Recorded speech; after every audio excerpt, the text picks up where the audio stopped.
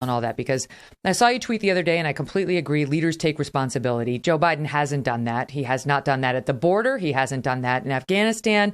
But I wanted to ask you about whether you should be taking responsibility. Donald Trump should, because it was you two who struck this deal. And I know that you say it was conditions based. You struck it in February 2020. You signed in a withdrawal agreement in Doha, Qatar, with the Taliban co-founder.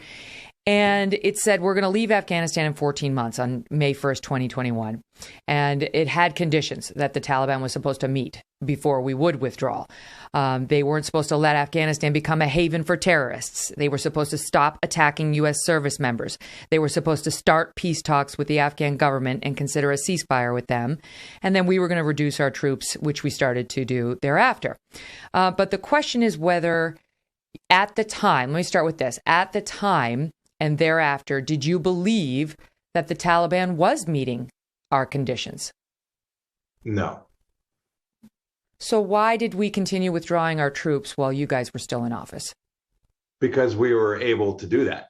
Because we were able to reduce the forces there on the ground, which President Trump had made a deep commitment to executing, right? He campaigned on this his entire time. The American people wanted it. It was, in fact, the right thing to do.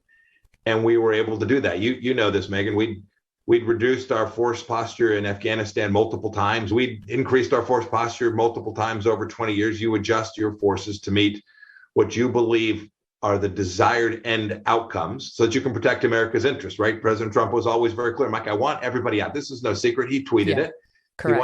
He wanted our young men and women home. He wanted that war over. Yeah, right. He wanted the war over. We were working diligently to achieve that. One of the threads of our strategy was to try and convince the Taliban to sit at the table with their Afghan fellow citizens and try and arm wrestle their way to peace and reconciliation. We knew, Meghan, this is a decade-long process, maybe 5 years if you're lucky.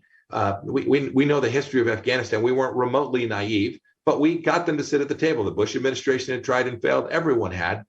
We got it done. We had women sitting with senior Taliban leaders, NGOs sitting with senior Taliban leaders. We didn't just sign an agreement with the Taliban. I signed one with the Afghan government as well.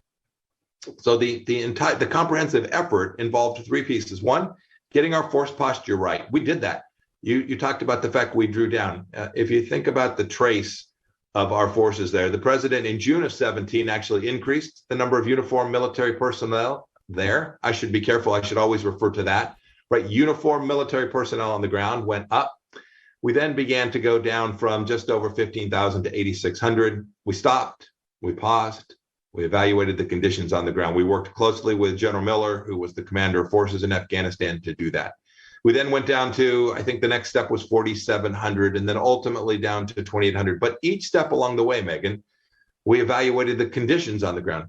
Are they doing the things that we need them to do to secure America's interests, make sure we can get Americans out, make sure that we can ultimately get our equipment out? Are they breaking with al-Qaeda? Will they do the things necessary to reduce risk that we're ever attacked from that place again?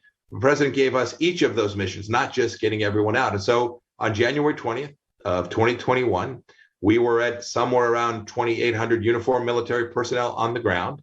And that was as far as we got because of the conditions on the ground. And Meghan, the last thing to say here is we did that and maintained the force posture to protect America. We had a plan to do that.